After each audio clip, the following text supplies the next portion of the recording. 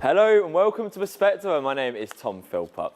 Now, heart attacks are often associated with older adults, but alarming trends show that young people are increasingly at risk, especially since the COVID-19 pandemic, where people aged 25 to 44 are now experiencing a sharp rise in heart-related deaths, including fatal heart attacks, where doctors point to several risk factors.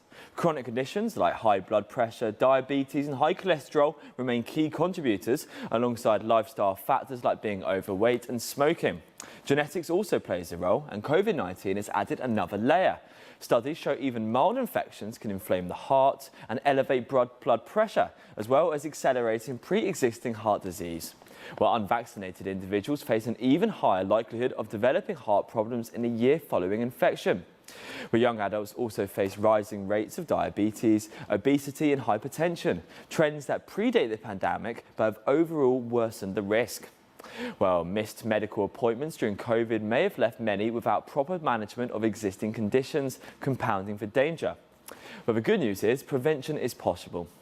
Cardiologists recommend regular exercise, at least 150 minutes per week, a heart-healthy diet rich in fruits, vegetables, proteins, whole grains and healthy fats, and quitting smoking or vaping. Well, vaccinations against COVID-19 can reduce heart complications linked to the virus.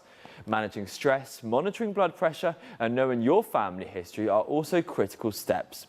While some risk factors cannot be changed, young adults can significantly lower their heart attack risk through lifestyle changes, regular medical care and awareness. Well, to discuss this, we're joined by our guest, Alia Hassan. She is a cardiologist. Hello and welcome to the show. So recent studies show that heart attacks are rising in adults aged 25 to 44. Why are young adults increasingly at risk? Okay, this is a very nice question. Actually, it's a very important question. There are so many factors, but being from an Asian community, like Asian demographic like us, we are prone at higher risk for heart attacks and these problems as compared to the West, first of all.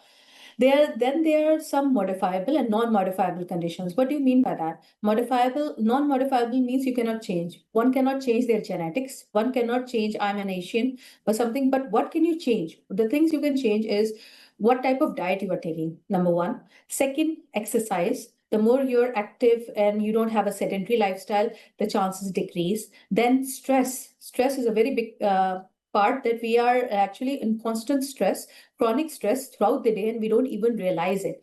We think it's a part of our culture, but it's not. Fourth, there are certain recreational drugs and activities that people do, like smoking, vaping, some kind of these recreational drugs that should be avoided. If you are doing this, you can decrease your risk of atherosclerosis and heart attacks. That's the biggest problem in our young. These are what can be changed and modified. So how significant are chronic conditions like high blood pressure, diabetes and high cholesterol in triggering early heart attacks? These are the risk factors. Whenever we are asking someone, these are the risk factors that we have to ask, even if it's a male or a female, because certain females who are also pregnant with underlying these conditions, their risk of having heart attack during pregnancy also increases. Although they are not, according to us, they are much more prone for heart attack after this menarche, but they are also at risk. So what is it? Hypertension, diabetes, cholesterol levels, these add-ons. Okay, hypertension, how does it do? What does it do? It basically modifies your vessels, leading to inflammation, acceleration. That is the problem that happens. And for that, they are prone to having attacks. Second, diabetes, they are built up of things, they are build up and completely clogs it. Then cholesterol, that also damages up. So, and they increase the risk of clotting. And if the female is pregnant, that is also a highly thrombotic condition. So their risk also increases. So what you have to do is you have to manage your blood pressures. They should be in normal range, whether it's through exercise, your diet, and then medications. Second, also your sugar should be normal. If it's normal, you can have a normal lifestyle, normal lifespan, and cholesterol also. There are so many things that you can do. Start with the diet, build up to the, start with the diet. That is the first step.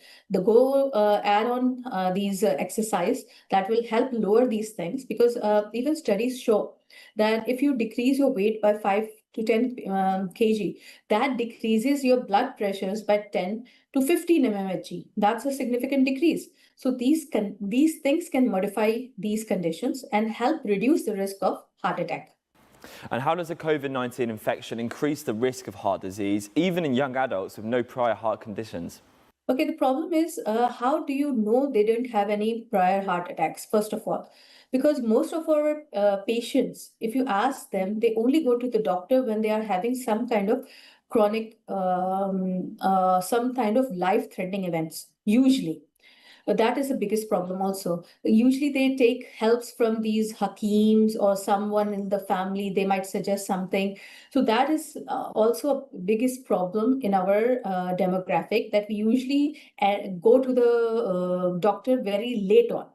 Now, concerning COVID, what is COVID? Basically, it's a virus. Okay, what is it causing? It is causing inflammation and epithelial damage. And when you damage the vessel, there's going to be clotting. There's going to be atherosclerosis, and that is going to clog off that vessel. So it's almost the same as hypertension does, and diabetes and cholesterol does it, but the etiology is basically different. What specific lifestyle changes can young adults make to lower their risk of heart attacks? Okay, first of all, our diet. We are taking so much processed food, we eat fast food. They should be reduced to the minimum, once a month or something like that. Take build up your diet. Especially what we do in children is, we have this concept of food plate. What we do is divide the food plate into 4 parts. One part means the whole circle, the whole plate into 4 parts.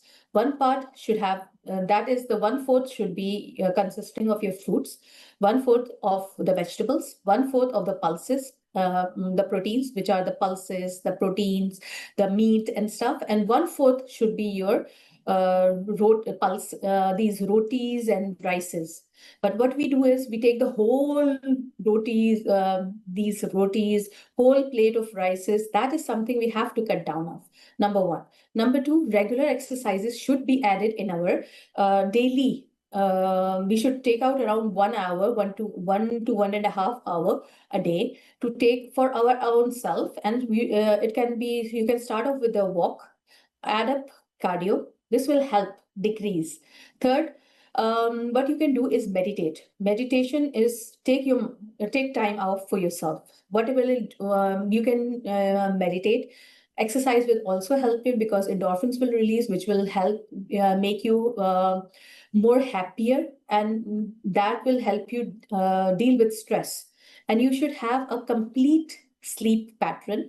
It should be around 7 to 8 hours. Depending on the individual, what is their normal sleeping habit. If you're taking alcohol or smoking, please quit it. That also leads to, if you stop smoking right now, it will increase your longevity in pack years. Are there warning signs that young adults should watch for that might indicate early heart problems? Yeah, there's so many things. First of all, if you're having shortness of breath, please get it evaluated. Second, if you are having this heartburn, something like people actually